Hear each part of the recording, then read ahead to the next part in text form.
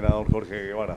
Con el saludo y bienvenida a Pasto. Pues hay muchas cosas para hablar con usted. Primeramente, ¿qué pasó la pensión de gracia de los profesores nacionales que se ilusionaron y ahora están desilusionados realmente? Bueno, primero que todo un saludo a toda la teleaudiencia. Me alegra mucho estar en Pasto, ya he venido varias veces, quiero mucho a Pasto. Mis hijas quieren mucho a Pasto, ¿sabía? Vinimos al carnaval hace 2 años con mis hijas y mi esposa y se fueron las dos chiquillas, la de 9 y la de 18 años, fascinadas. Dijeron, papi, hay que volver. Sí, hay que volver. Yo no entiendo por qué están decepcionados, todavía no tienen por qué decepcionarse. Cuando planteamos la ley, no creían en la ley. Finalmente logramos una cosa muy importante con el senador Luis Carlos Avellaneda, ganar un consenso de todas las bancadas. Y lo aprobamos en el Senado de la República, lo aprobamos en la Cámara, ganamos esa ley. El gobierno la objetó, derrotamos la objeción del gobierno, lo derrotamos, 96-0 y 52-0 en Senado, ¿sí? Cámara y Senado. Entonces, pero como el gobierno dice que es inconstitucional y el Congreso dijo que no era inconstitucional, entonces hay una contradicción que debe resolver la Corte. Hoy está en la Corte Constitucional para fallo. Yo tengo la opinión, la sensación, no pudiera decir porque ningún magistrado lo ha dicho, ¿sí?, que es ganable esa demanda en la Corte, que la podemos ganar, creo que la vamos a ganar. ¿Cuándo se deben decepcionar los maestros? Cuando la Corte falle y diga que no. Yo creo que la Corte va a fallar diciendo que sí, porque ese es un acto de justicia, de equidad, ¿sí?, de elemental justicia con un grupo de maestros que hoy tienen un derecho y que se lo han negado por un concepto, por una versión en un fallo del Consejo de Estado. Entonces yo creo que podemos ganar. Esta Corte es una Corte muy progresista, hay mucho fallo de la Corte defendiendo los derechos de los trabajadores y yo creo que en esta oportunidad vamos a ganar. ¿Se puede decir para cuándo saldría ese fallo? ¿Es difícil predecir? Bueno, la Corte en eso no tiene como unos términos. Yo creo, no sé, yo creo que marzo, finales de marzo, abril estaríamos ya con una definición concreta. Y tengo el pálpito, sí, que vamos a ganar. Porque ha habido muchos espacios positivos, empezando por el número. Ese fue el proyecto de ley 114 Senado. La ley que creó la pensión de gracia es la ley 114 de 1913. Entonces, hay ahí una coincidencia y una energía positiva muy importante que yo creo que nos va a permitir, con una decisión en un criterio ajustado a derecho y a equidad y justicia, que la Corte reconozca la constitucionalidad de esa ley y por lo tanto el derecho de los maestros nacionales a validar su tiempo para la pensión de gracia. Y hablando de educación, doctor, pues estamos empezando a unos meses del presidente Santos. La política educativa, ¿cómo la ve usted desde su perspectiva? ¿Cómo la ve desde el otro ángulo, pues desde la oposición?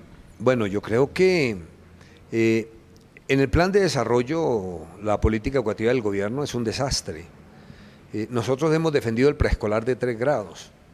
El gobierno quiere una educación, ¿sí?, de primera infancia, en la perspectiva del bienestar familiar. Nosotros no nos oponemos a las madres comunitarias, ni más faltaba, pero de todas maneras sí pensamos que el preescolar de los chicos de este país debe ser de 3 años y debe tener un reconocimiento con personas formadas, con instituciones para ello, con todas las condiciones pedagógicas, de alimentación, etcétera. Ahí tenemos ya una primera gran deficiencia del gobierno nacional. En segundo lugar, el gobierno no cambia las condiciones de los maestros, mantiene las condiciones de los maestros del orden territorial, de los nuevos maestros del 1278, con un estatuto terrible, un estatuto que solo le causa malas condiciones laborales a los maestros. Por eso creo que FECODE ha dado un paso muy importante al abrir una negociación de un nuevo estatuto docente. Nosotros hemos hecho una comisión accidental en el Senado, yo hago parte de esa comisión accidental para que ayude a la negociación de ese estatuto.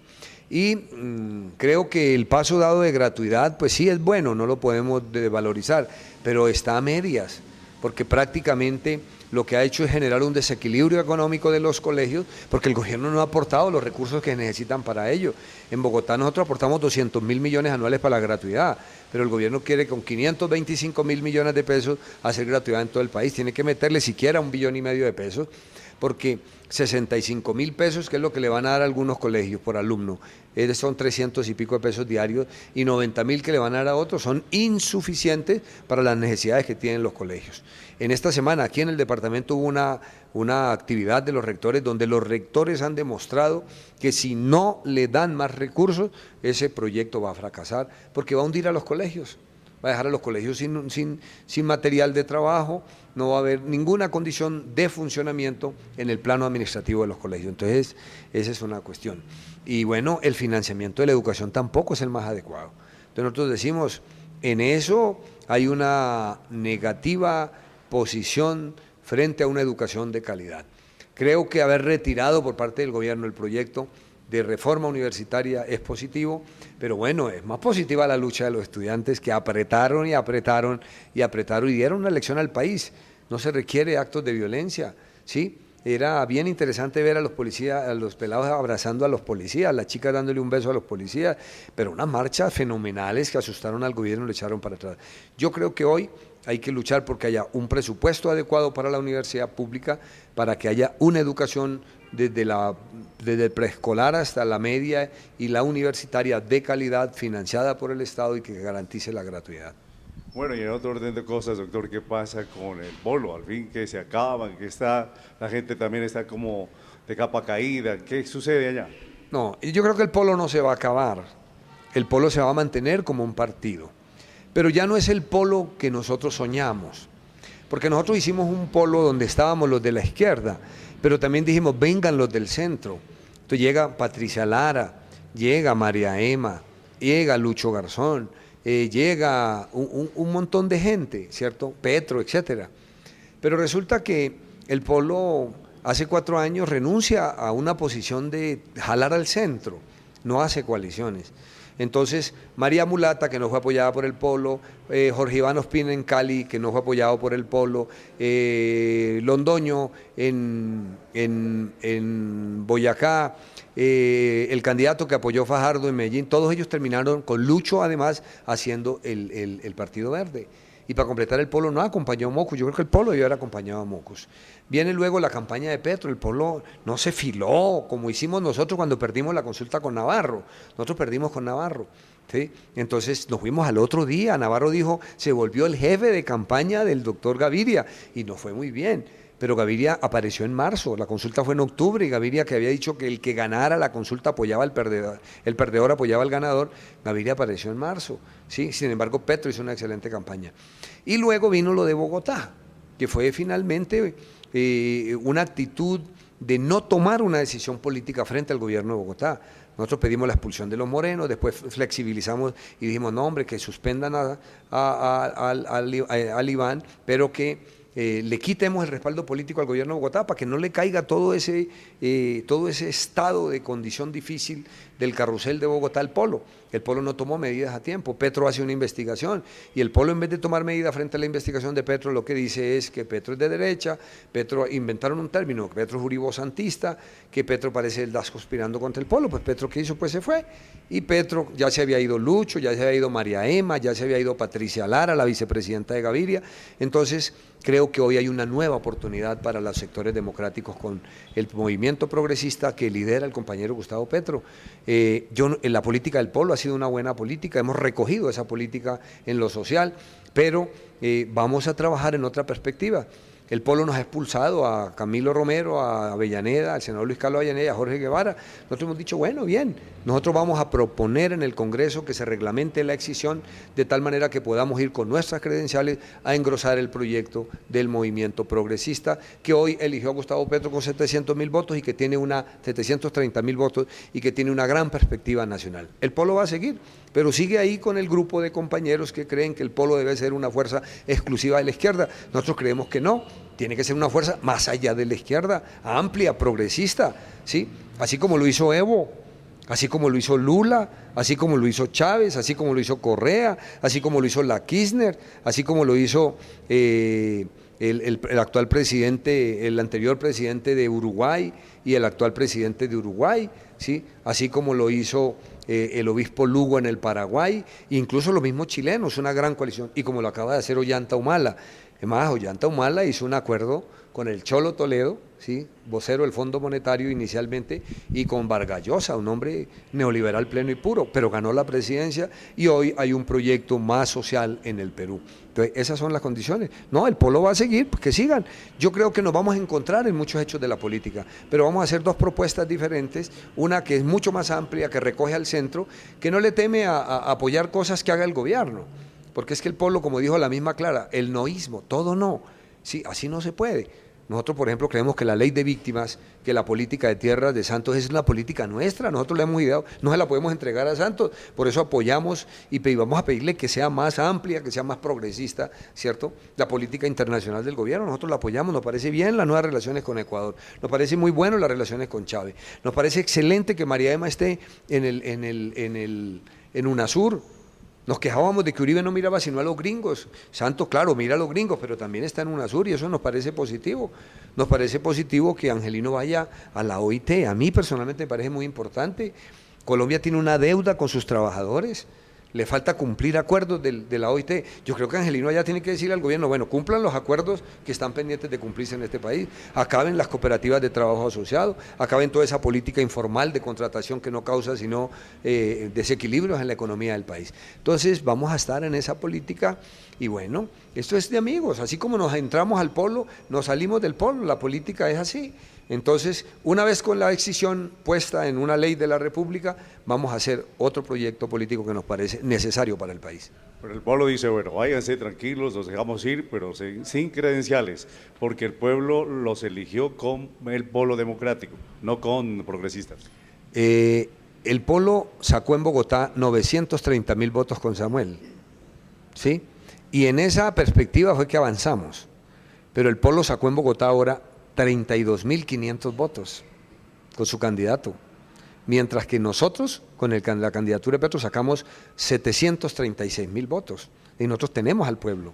La mayoría de la gente del pueblo está con progresistas, así lo demostró Bogotá, ¿cierto? Pero además yo me saqué 45.000 votos, Avellaneda sacó 60.000 votos, el Romero sacó 47.000 votos, Ospina sacó 46.000.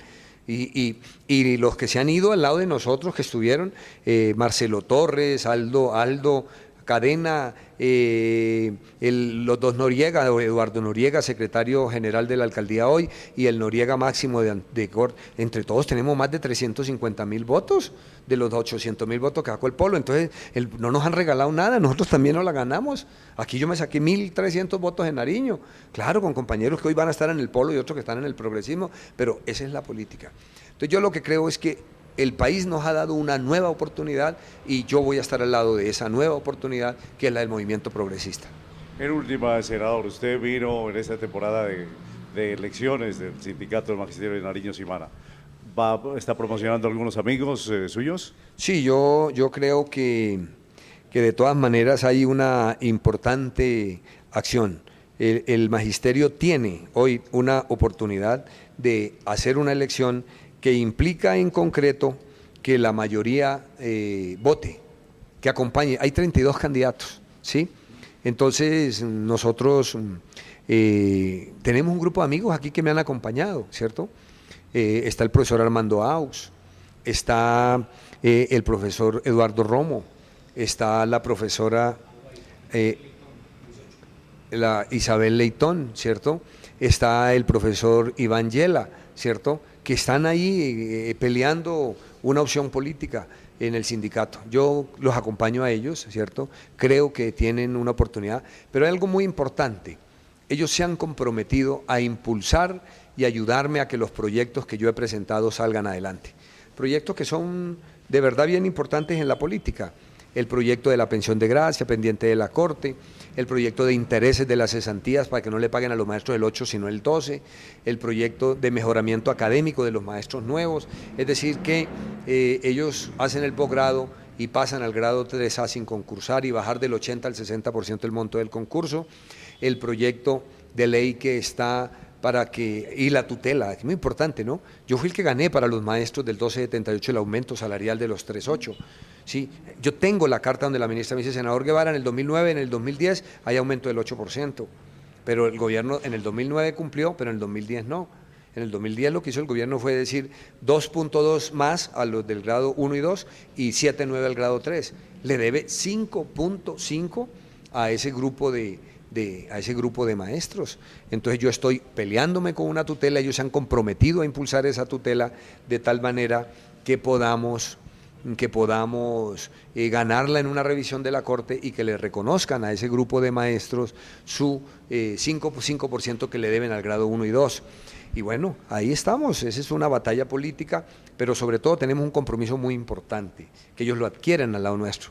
Yo fui el autor de la proposición con el senador Avellaneda para que haya una comisión accidental del Senado que va a acompañar la negociación de FECODE del nuevo estatuto docente, estatuto que deroga el 1278 y que genera una nueva estructura del escalafón para que los maestros y maestras antiguos puedan pasar el tope del 14. El 14 se volvió así como una pesada piedra que no deja pasar hacia arriba a los maestros. Entonces quitaremos esa piedra para que los maestros que estudian, que se profesionalizan, puedan pasar más allá del 14, puedan mejorar su salario y puedan mejorar sus pensiones.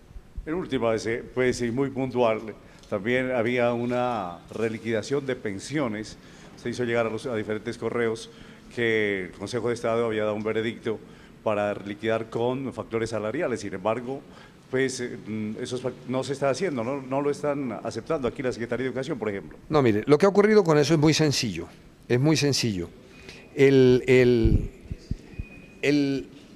gobierno sacó un decreto que le quitó los factores salariales a los maestros, ¿sí? Ese decreto de los factores salariales, fue anulado por el Consejo de Estado, pero el fondo no quiere hacer valer ese